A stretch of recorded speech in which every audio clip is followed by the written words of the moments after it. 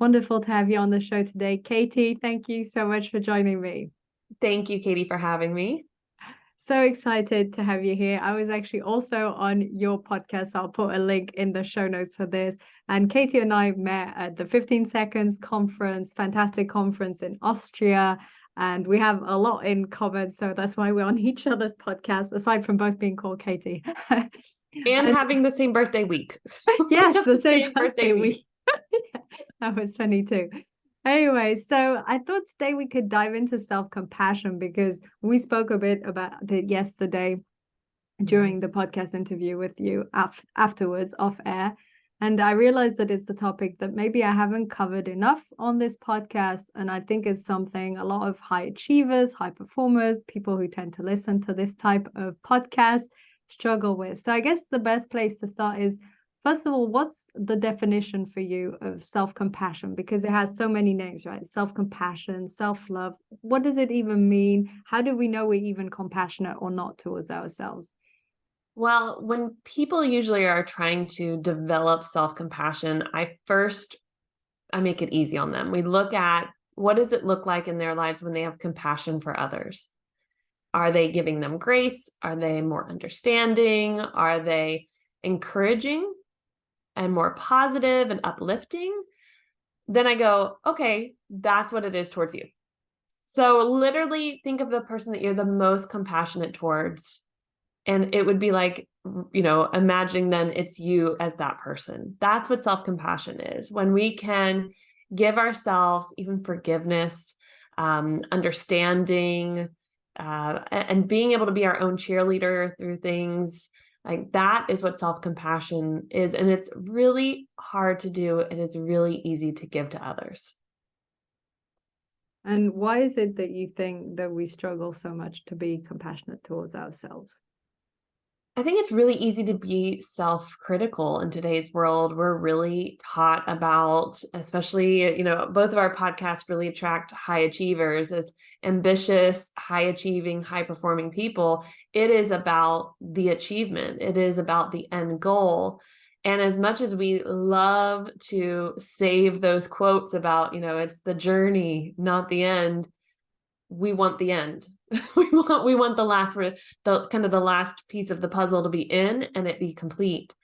So it's much easier for us to, reflect on other people and give them that compassion that we wish we would receive. And maybe throughout our childhood and teen years, we didn't receive it, or we received way too much and it pushed us, away from being that way towards ourselves. But the difficulty in giving it to ourselves is because the drive and the kind of the addiction and need for the achievement is much stronger than the love for ourselves, to be honest. That's a really interesting point. I think when I think of my own journey and also the one of my clients, the different journeys they're on, it's true that I see this need, this drive, this ambition. And that's great, and it's great to achieve things in your life and do stuff and move forward. But it's true that if all along you're stabbing yourself for not progressing as much or as fast or as high as you want, it's really damaging your own well-being and fulfillment. So what are some of the core things that need to shift in our psyche, in our way of thinking, so that we can start to be more compassionate towards ourselves? The first thing I look at with my clients is their belief system around failure. And what does failure actually mean, kind of how they define failure, and what are the emotions they have wrapped up in it. Because often with failure is disappointment. And they'll say the word embarrassment, but what they actually mean is shame. Because embarrassment is just a short term, like you accidentally waved to the wrong person, at the table and you're like, oh, I don't actually know you. That's a short term, like, oh, that was uncomfortable, move on. The shame is like, I'm still thinking about it. I'm still experiencing, I'm still kind of beating myself up over it. It's rare that months later we're like, I'm still so mad at myself for waving at the wrong person. So there's a difference between embarrassment and shame, but in society we tend to use the word embarrassment because it's more comfortable. So we're looking at failure, disappointment, and embarrassment. And where did it become a problem to feel those things in our lives? Where did our definition for failure come from? How was it modeled for us? And again, sometimes it's usually, I find it extremes. Either we saw like the super high achieving parent or family member, coach or teacher, whomever we looked up to, and we're like, I want that. Or we saw the one we call maybe lazy, not achieving, not taking care of themselves. And we say, I never want to be that way. And it's just a temperament. Often we're like, well, how did I become this high achiever? It's part of your temperament, and it's positive or negative. You name it, you decide. It's how you use it, like any other personality characteristic or temperament, right? Like if we are more predisposed to being angry, then it's about managing that and learning the tools, but knowing that anger can be healthy and good. It can help us create, it can help us destroy in good ways, the things that need to be destroyed, but how we use it. So looking at failure, looking at disappointment, looking at embarrassment, understanding the belief systems and definitions we use, and then going, how can failure be a good thing? How can I logically explain, well, failure or mistakes help people, help them grow, help me grow? How can I start to reprogram and shift this thinking? Is shame something that I was taught to feel? And how do I start to shift that into understanding that disappointing someone else doesn't mean I need to feel shame? But that comes back to, it's the therapist in me, always comes back to how we were parented often, or how we were taught in school, or even our first jobs can sometimes scar us with what's right or wrong in quotations. Our whole society is built on construct of terms that are very black and white, and the world isn't that way. It's very gray. So the more that we can start to deconstruct how we've seen life for a really long time as high achievers, and start to see how we give others compassion, how we're able to do that for them. Because truly, it's like you're thirsty, but you keep giving water to everyone else. That's what's happening. Like, we're giving compassion to our clients, we're giving compassion to our friends, our family members, but we won't give it to ourselves, even though what we're desiring is this. And so for a long time, I was a couples therapist, and I love the 5 love languages. The problem we get into with the 5 love languages is that we often overgive to our partner what it is that is our love language. And it's the same with this sort of water example, right? Like, I'm going to give you what I really need and want, and I'm going to give it to everybody instead of allowing myself to give it to myself. And it becomes a challenge because we believe what we're supposed to be doing is giving others compassion. Totally. Yeah. Wonderful. As well as ourselves. And that piece feels uncomfortable to us. So what are some practical steps people can then put in place to start to develop this compassion towards themselves? I think the first thing is to sit down and ask yourself, what are the emotions that feel uncomfortable to me? What are the things I don't like to feel? Because those are the things I'm going to beat myself up for feeling or experiencing. When you have an idea of what they are, you probably already know them, but I want you to write them on paper. Like, not just think about it. It's kind of like having that to-do list, and it just feels huge, but then you write it down and you're like, I can work with this. I can do it. So sit down and look at what are the emotions that feel uncomfortable. Then I want you to also think about, do you have issues around perfectionism and failure? Do you have issues around abandonment and rejection? Do you have issues around shame and guilt and worthiness or being unworthy? And do you have issues around fear of being punished? Like, I'm going to lose my job, I'm going to get in trouble, all these things. These types of mindsets and belief systems that tend to be false, but they're kind of ingrained in us, will keep us and pull us back from self-love, because they're always about fear. And they're always about the anxiety of experiencing. I don't want to feel embarrassment or shame. I don't want to be disappointed. I don't want to disappoint others. How can I sit with these emotions and know I'm safe and it's okay? We were taught we were not safe and it was not okay at a young age. And our anxiety levels typically were quite high. So it feels really uncomfortable. So a method I really love to use, and there's some great YouTube videos, but when clients work with me, I teach them how to do this, is tapping. So EFT, the emotional freedom technique, to be able to normalize your kind of reset your nervous system to think about that situation, think about that feeling, and allow your nervous system to be calm as you think about it. And if you have somebody who's doing a really good tapping video or educational class on it, you will feel very quickly very good. You will feel neutral about things that for a long time you felt really negative about. And it isn't that they go away. You still don't like the thing, or they're still sort of bothered by it. But the emotional response of, I have to avoid, oh my God, I'm scared, I cannot have this happen, goes away. So for me, those things, let's look at your emotions. Let's look at what are some of those false beliefs around failure, rejection, abandonment, all these things. And then let's look at techniques to calm your nervous system until you can get to the stage of looking yourself in the mirror and going, hey, it's okay. It's okay. You messed up. You know what? I love you. Everything's good. People tend to jump to that. Let me look at myself in the mirror and say, I love you 5 times. Great, cool. You don't believe it most of the time. You don't believe that it's okay. You made that mistake. So why are we trying to, force you into thinking that way? Instead, if we start to kind of I think of it as a life consultant, let's look at why we think the way we do, what we're afraid to feel. And then from there, let's look at how to calm our stress levels around those topics. And then let's get into the self-compassion techniques where it's, hey, I made a mistake. What would I say to a friend? That's what I'm going to say to myself. Hey, this event occurred and it really upset me. Let me write a love letter to myself, or a letter of encouragement that I would to a friend to myself.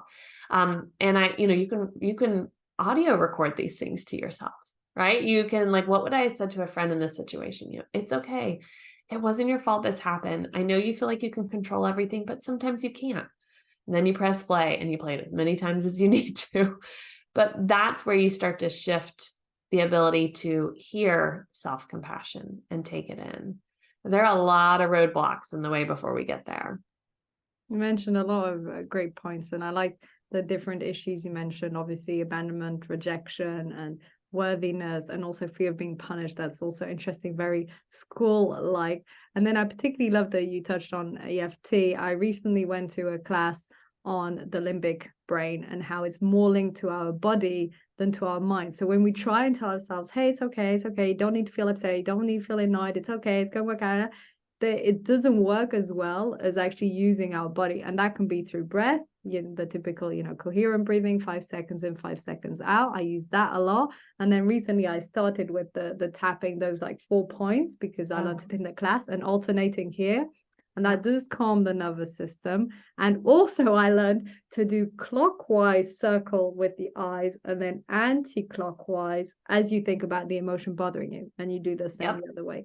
So there are different techniques, right? The eyes, the tapping, 5 seconds in, 5 seconds out, but they all have in common that you calm down your nervous system, and then you can cope, right, with the situation and the emotion. Yeah, it truly, when it comes to not having self-compassion, there is a feeling of it's unsafe to let our guard down, and to care, and it's okay, and I love myself, and I'm safe. So you just have to get your brain and body in this dance of this is okay. I'm okay. I made a mistake. I, fell off the wagon with a new habit I'm trying to do, or whatever it might be. That's okay. I said the wrong thing at the party. I said that thing you weren't supposed to say. I asked the wrong question, whatever. Man, good thing I am in life to learn, right? And not to be perfect. But you have to calm your nervous system to be able to hear that, because we can say those things all day long. But again, like you said, you're not going to believe it. Mm-hmm. And it's interesting also what you were saying here, because if we become too strict and we try and force ourselves and just hear and repeat it, that voice gets louder. And I know that at one point when I was really struggling with emotions, is if I was in a bad mood, I had this belief I always had to be in a good mood. First of all, not a good belief to have. I think I can always be calm-ish. I think we can train ourselves to be calm and grounded most of the time, aside from big moments. But I think good mood all the time is maybe an exaggerant. And what happened was I would often feel like if I got in a bad mood or I was angry, upset, I would start to tell myself off in my head for being angry and upset. like what you were saying with the emotions, and then it gets worse. So that doesn't work. I've tried it many times. It doesn't work. What does work? Notice you're upset and angry. First, validate it. So I literally trained myself to say, it's okay. You're allowed to be. And even when that voice starts saying, no, I'm not, I'm like, yes, you're human. It's okay to feel angry. It's okay to feel upset. Let's just breathe. And then we do that whole calming, the limbic system, tapping, eyes, deep breath, coherent breathing, and we just wait to calm down a bit. And then we can think, okay, now, next steps, etc. But I think I loved what you said right now about your guard going down and that fear, because this is what I hear a lot in high achievers, and I know I've felt it myself. There's this fear that if we become too compassionate towards ourselves, that we'll become complacent. And that is just not true. It's just not true, because I've been working on my compassion for years, and we actually become less complacent, because instead of it coming from that push, instead of it coming from that drive and push and I have to, it becomes from a place of I want to, it feels right. I'll give you a brief example. We were speaking a bit about exercise yesterday, and I've been the last week or so with holidays a bit less consistent than I normally am. This morning, typically, felt a bit tired, and I now know from compassion that if I just do 10 minutes or so, it wakes up my body, I feel better. So instead of saying to myself, I have to exercise, been off the way, I have to do my half an hour, that was not the voice in my head. It was like, oh, I'll just do a bit, a few mountain climbers, a few squats, the plank, blah, blah, blah, put on some nice music. I'll feel so much better. And I did it, and I felt much better. And then I have a cold shower, then I have breakfast. That years ago, I wouldn't have been able to, because years ago, my only drive for exercise was through, I have to, it's good for me, it's important, it's a must. And it was push, push, push. And yes, so I guess I'd love to hear your thoughts on why do we think compassion will make us complacent, and why that's not true. Maybe you have also personal examples or client examples of how that's not true. Yeah, and real quick before I answer that question, I think something we have to be really mindful is a lot of us come to a place of self-compassion after hitting burnout because we've pushed ourselves so much, or because of a major life incident where we're like, ooh, this is just not worth it anymore. So the goal of this episode that we're talking is for people not to have to hit either of those things, right? To have that. So repeat your question again about, because I was like, oh, as you're saying, I was like, no, we need to bring up the fact that you don't have to hit the burnout. You don't have to hit that like, oh, and now I can be that person. It doesn't have to be that way.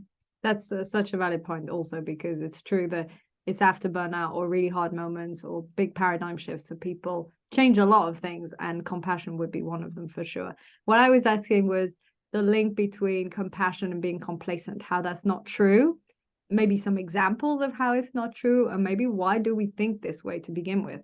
Yeah. So when we think about our favorite high achievers in life, or maybe growing up, the people we look up to, typically all we saw was the achievements. We didn't see the self-talk. We didn't see, or now if we read the biographies from some of these people, we hear that the self-talk was not so good. we see that like they had unhealthy patterns. But I think it's because we believe that the hard work always leads to the achievement. And we've been sold that dream, right? Hard work and you get to where you want to be. So if you're, quote, lazy, the things we would have been told as a kid, you're being lazy, you didn't try hard enough, you didn't study hard enough, you don't care, then you can't achieve. And this is where we get into the unhealthy pattern of believing rest is not productive, when in reality, rest is one of the most productive things we can do, because then we have the energy to be super productive. And as high achievers, we get things done fast. So if you don't rest, you're actually draining your ability to achieve and to be good at things. But the adrenaline rush is addictive. So this a fear that being complacent, like we'll become complacent as we love ourselves, as we share that self-compassion, is because we've not had it modeled for us. We have not seen what self-love and self-compassion looks like alongside becoming, head of a country, or, running a top company in the world. Because we're not in their heads. We're not in their day-to-day. We're not seeing those things. So immediately it's just our go-to is hard work and tough and, punish ourselves if we don't do well is the way to get to where we want to go. But then we start to see, especially in the last 10 years, as more people are in the self-improvement and personal growth field have come out and spoken up about their struggles with self-talk and their struggles with the high achieving go, go, go. They'll share that they hit burnout. They'll share that they hit that point of even, struggling with suicidal thoughts of like, I don't want this anymore. This isn't what I desire. Or I hit my goals and I'm not happy. This is not what I thought it would be. So when we start to read those stories and we listen to more of those stories, we hear them talk about self-love, self-compassion, and how that has been what has driven them to even more success than they could have imagined, because it creates for them an environment of more authenticity, and people are attracted to that. People desire to see more authentic, successful people in the world. That's why we buy their products. That's why we go to their shows. That's why we go, be a part of their success. So the more that we can start to shift and see those things happen and hear them go, I went on vacation for this amount of time, yeah, you've got the money to do that. But I went on vacation. I took a break from everything. I stopped. I sleep on the weekends and I don't stay on my phone all day. Those types of conversations, when they become normal to us, then we start to do them ourselves because we go, no, this is the key to success. This is the quote code to success. But I do believe that goes back again to rewriting the belief systems you were told to believe. And no fault to our school systems and parenting, because I get it. I'm a mom of 3. Yes, there are ways that parenting needs to, but has to happen in a way to get the kids to go oh, if I hit my sister or my brother, this will happen. Yes, consequences. But I'm very mindful that as adults, we never learn how to shift out of that mindset of, well, I did really well, so why didn't I get that promotion or that bonus? It's not guaranteed. That's not how it works later on, right? Sometimes it's favoritism. Sometimes it's who you know, and we get into this place of that's so unfair. Why is this? And then we beat ourselves up, or we verbally attack all the people around us and complain. And yeah, but that's about an old belief system. And as we grow up, we see the world more in that gray zone, and we learn how to live in that gray zone with that compassion and understanding and going, okay, how can I create the reality I desire?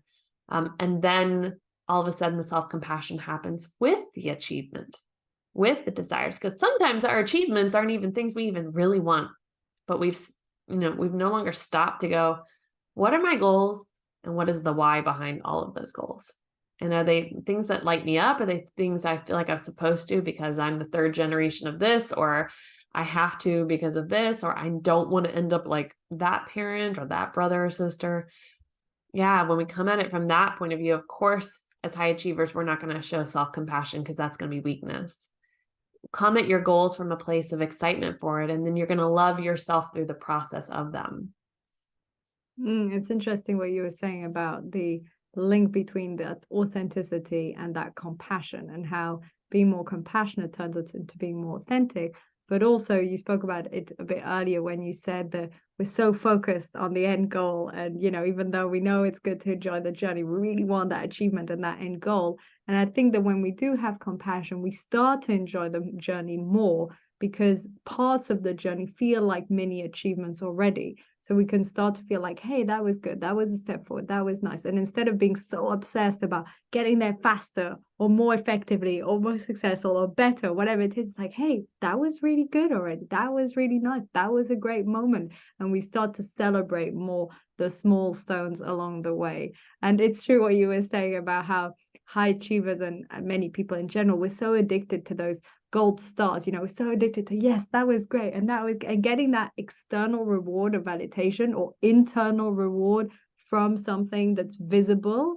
And I know when I first began my business, things like numbers and followers and all these things, we feel more successful with that. Money also, I remember in the beginning, I would really evaluate if I was doing well or not based on how much I was earning. now I look back and I was like, hey, even if you weren't earning that much, you were doing 20, 30 coaching sessions a month. You were learning loads of coaching. You were learning all the marketing. You were doing sales calls. Yeah, the income was low because you were starting up, but it was so hard. And so looking back, I realized that when I coach entrepreneurs that are starting off, I'm like, it's normal. You can't begin immediately unless you've got past experience or help with a 7-figure business. You have to start, gradually and charge more and learn about sales and branding and marketing. And so these things take time and it's organic, but you need a bit of a distance to be able to see that. And so not to evaluate your self-worth with money or with followers or with status or with certain achievements and rewards.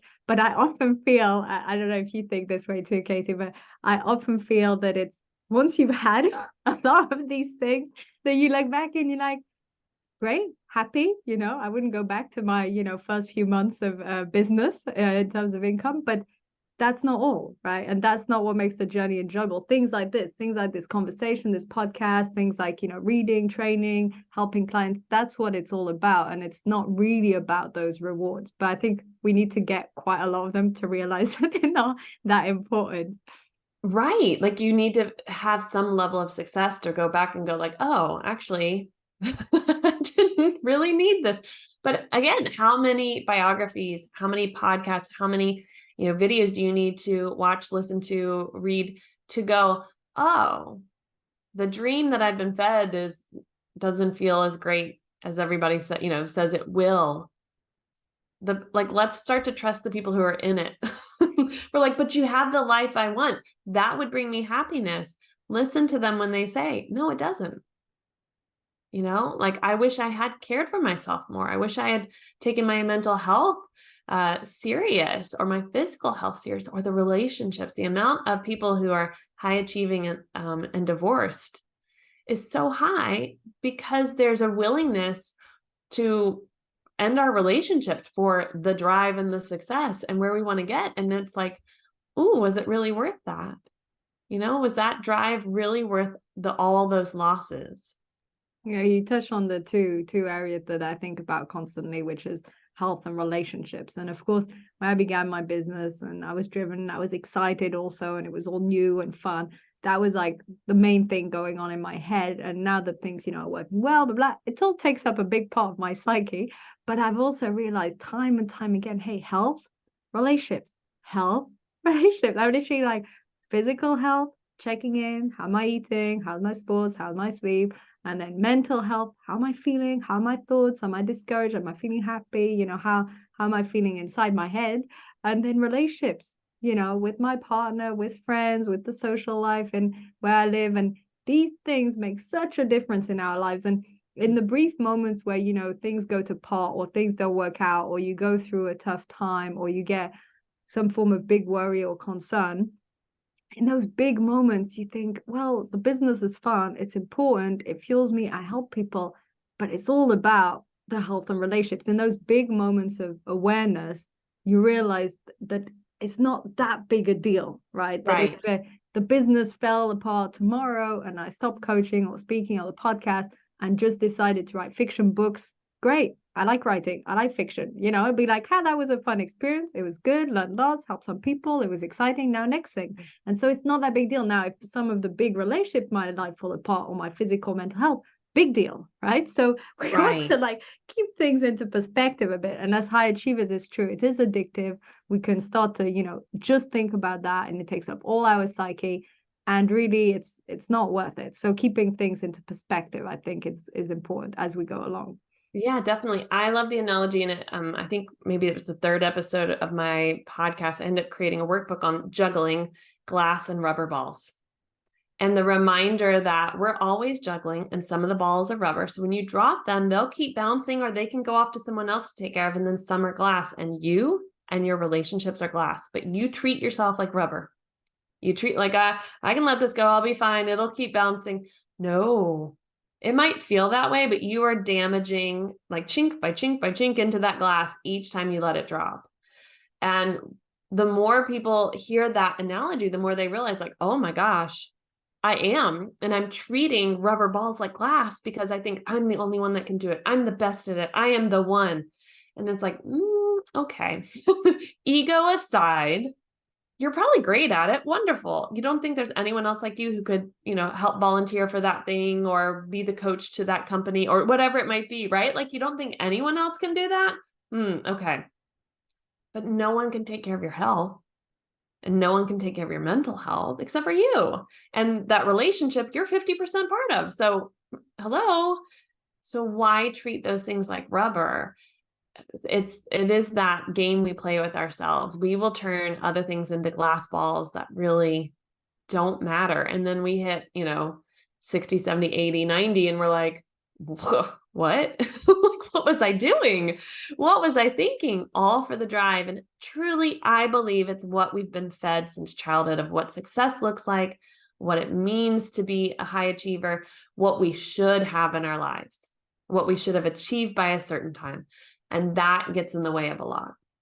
Yes, 200%. And I think we need to live these things and just from time to time zoom out. Just then that's why breaks are so great. You touched upon breaks and so fundamental. I talk about that a lot. And even longer breaks or 2-week holidays. I know that when I'm away, so last week I was away on holiday for a week, birthday week, and just a week, I always come to the same conclusion. So it's always about health and relationship come up all the time.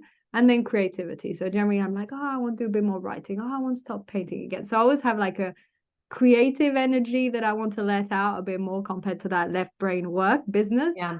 And then just realizing, always the same realization, but that's okay. Just like, oh yeah, it's so great to spend time with, my family. It was so great to, see a friend, or it's so nice to re-catch up properly with this person. And I think the more we can zoom out and take these breaks and nurture the relationship and the health, the more we realize it and the more then it becomes part of our daily life. And you don't have to wait to have a break, at Christmas to realize these things are important. Hopefully you incorporate it in your weekly habits or in your monthly habits, making sure that they're a big part.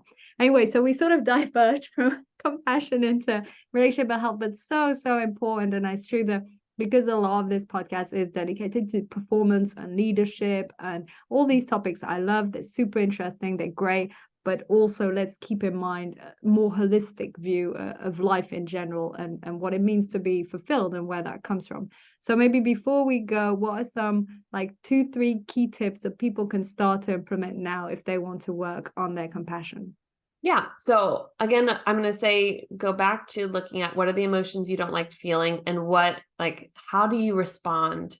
So think of it like a trigger. Like when I experience disappointment, it's the trigger. And how do I respond to try not to feel it anymore? Do I escape through XYZ? Do I get angry at everybody? Do I push myself even further? Notice your patterns. Just again, consultant of your life. Notice your patterns, notice your triggers. From there, I would suggest then going, what are those belief systems and definitions I have for things?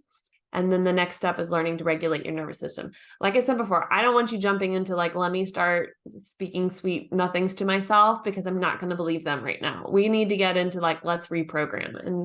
And honestly, the more I listen to the self-help podcast and read the books, they always jump into do stuff love yourself and say these things to yourself. It's just not how our brains are wired as high achievers. We have to logically shift it all before we can start to feel the emotional side of it. So that's my suggestions. Go in that order. And, obviously both of the Katies are available to work with you in that shift because often we need accountability because it's an old habit and it's hard. It's one of those new keys don't open old doors. You're going to get a new key. You got to shift the door. You got to change it. It's time. Wonderful. And I love how you're debunking some of the most common things. That part can work afterwards once you've done all of that to strengthen it. I managed to, celebrate or congratulate something, look myself in the mirror, from time to time.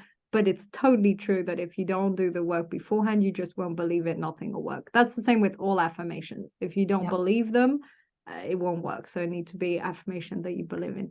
Thank you so much, Katie, today. Where can people find you if they want to get in touch? What's the best way for people to get in touch with you? Yeah, so katierossler.com, on Instagram at katie.rossler, and then my podcast is The Balance Code. Amazing. Thank you so much, Katie, for being on the show. Such a joy to have you. Such a great topic. Thank you so much for today. Thank you so much.